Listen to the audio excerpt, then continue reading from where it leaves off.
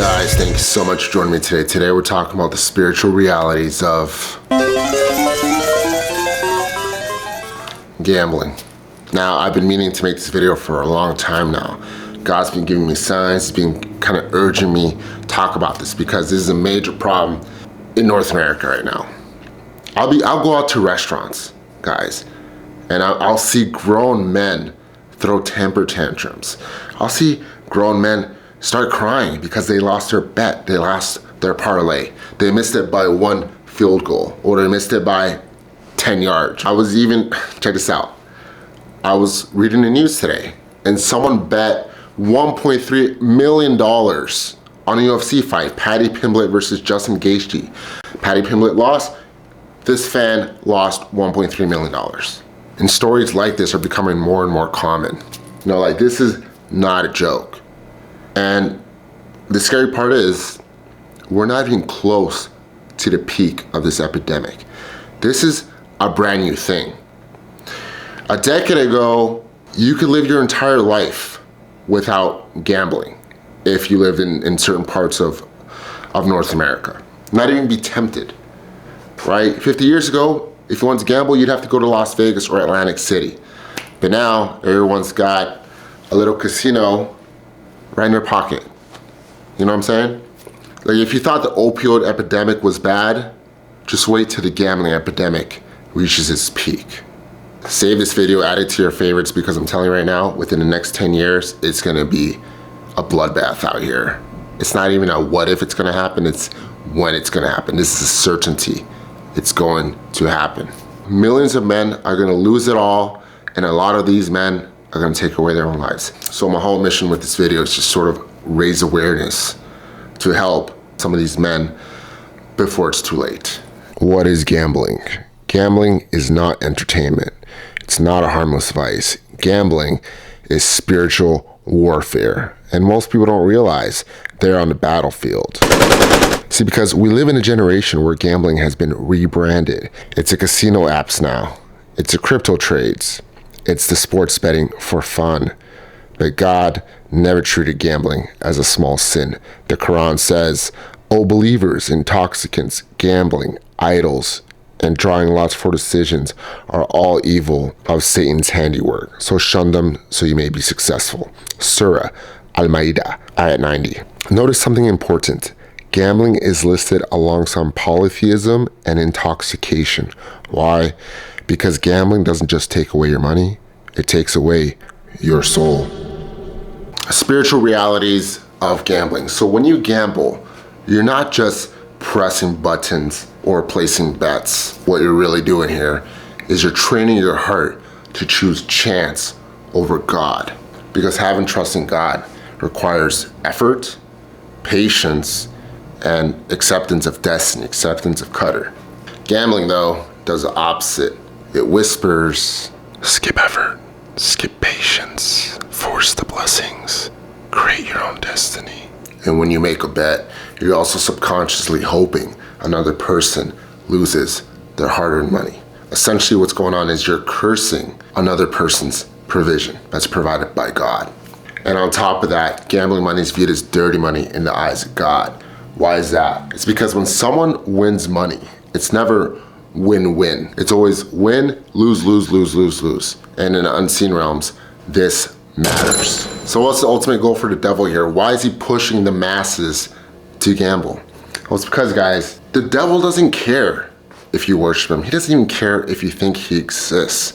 His main goal here is to have you despair, to obsess, and to forget God, to pull your heart away from God. Because every time you spin, every time you bet, every maybe this time pulls your heart away from God. You know, guys, like, people that are obsessive gamblers, or just even the average gambler, is constantly obsessing over their bet. They're constantly checking their phone, checking to see how their crypto's doing, how their sports bets are doing.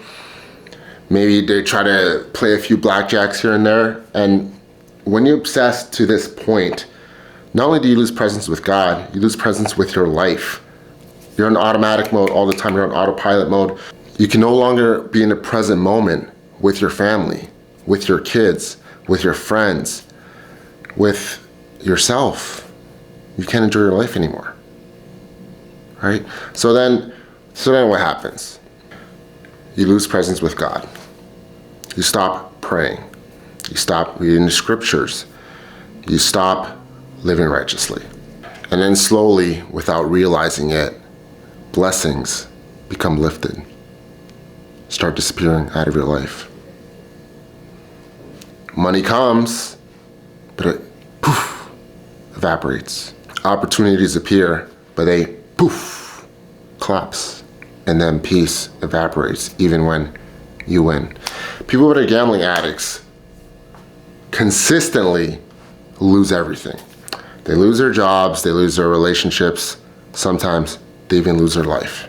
Right? Gamblers, guys, are 15 times more likely to commit suicide than any other substance abuse demographic, right? More than fentanyl, more than heroin, more than crack, cocaine, alcohol, all that.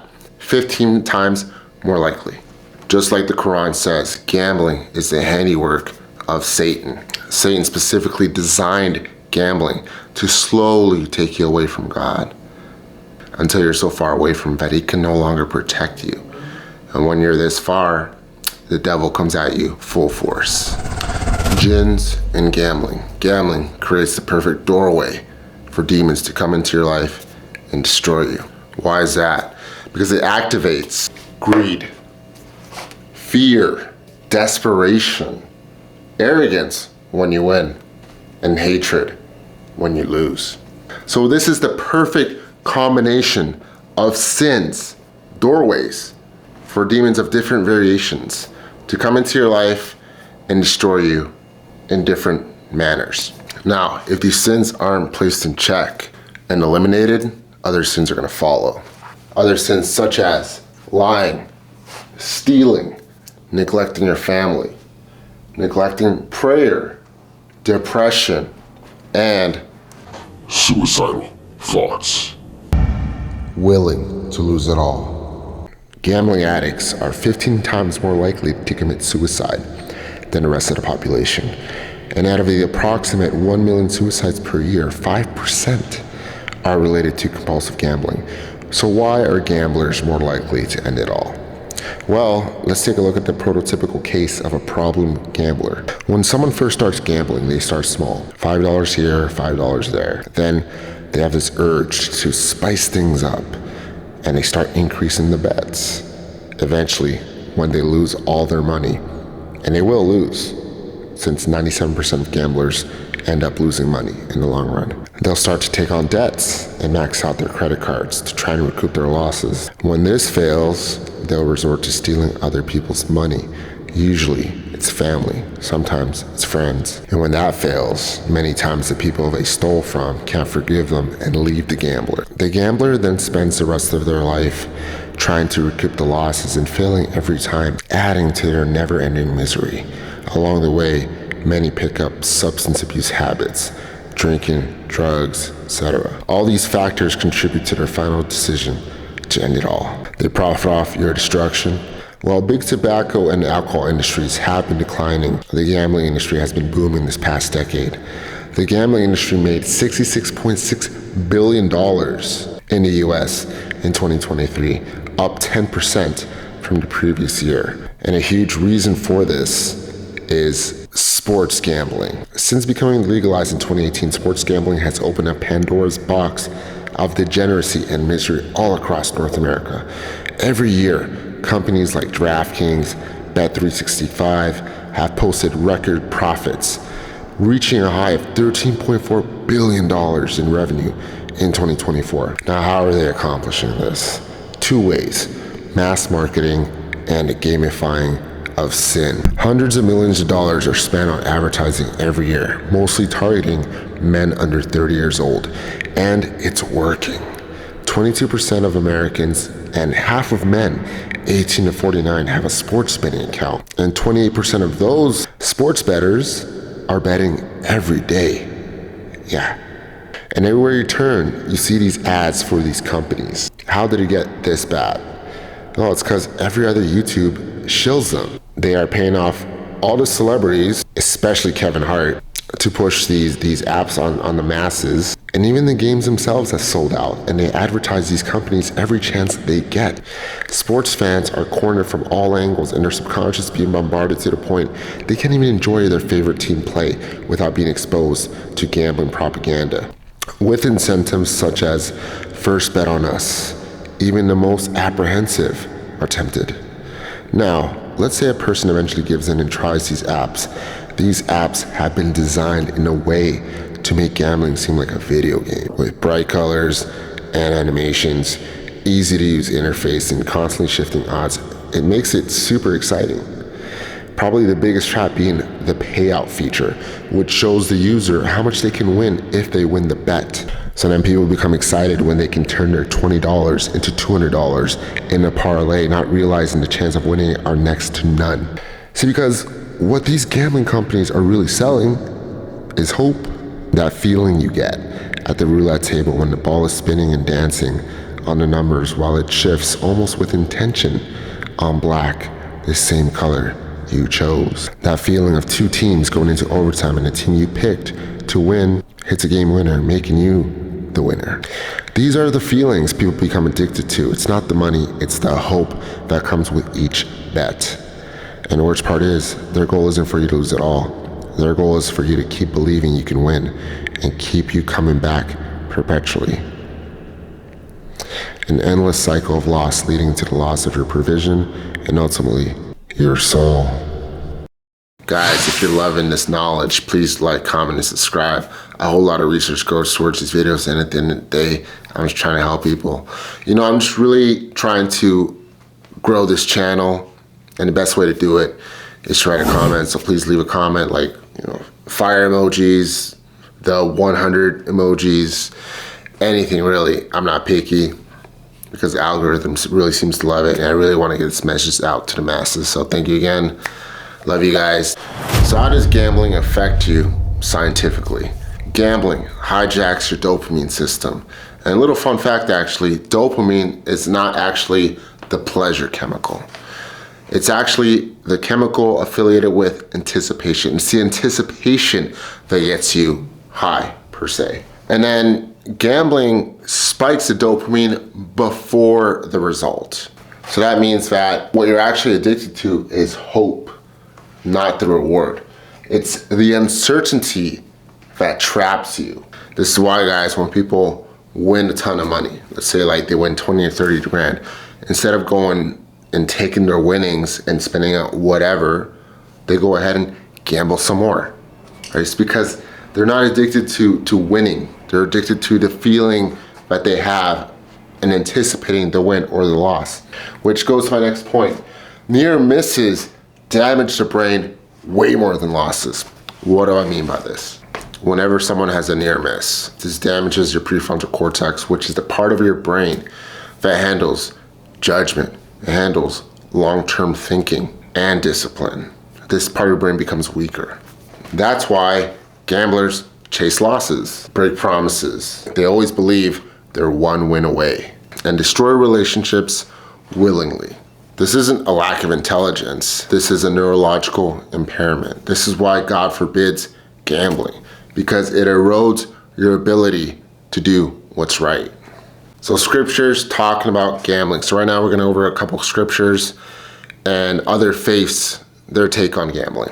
All right, so first up, Quran, gambling is Satan's handiwork. Avoid it so you can prosper. So what does God mean when he calls it handiwork? He means that it's custom built by the devil to destroy men's souls. All right, next up, Bible, Proverbs, chapter 13, verse 11.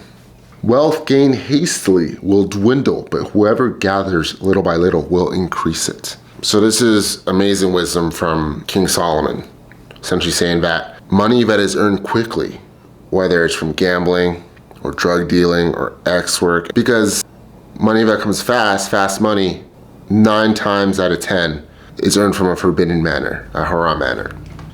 But if you gain it in a halal way, in a way that's not sinful, it's blessed money. It's blessed money. It's going to stay around a lot longer, right? So what about Buddhism? What is Buddhism's take on gambling? So according to Buddhism, gambling is one of the 6 roads to ruin, known as apaya mukha. It destroys trust, relationship, and finances. So it's not just the Abrahamic religions that shun gambling. It's also Eastern religions like Buddhism. And then in Sikhism and Baha'i faith, gambling is seen as a distraction from spiritual growth, and it's completely forbidden as well. So it's not just the Abrahamic religions, guys. It's all religions all across the world have the same view that gambling is a scourge in society and destroys people from the inside. So I want to finish off this video with a quick message. Gambling is the next epidemic. Right now, there's literally millions of men losing money on a daily basis. Some of them are losing everything. And it's gonna get a whole lot worse, guys. And if you're caught up in gambling right now, don't be afraid to walk away, because it's costing you your time, your presence, taking you away from God, and ultimately will cost you your afterlife. So don't be afraid to walk away. Like, don't be afraid to ban yourself from all the apps. Don't be afraid to ban yourself from the casinos, to seek professional help, and to ask God to heal you from this sin, because your soul was never meant to live on a dice roll. Thanks a lot, guys. Take care. Peace.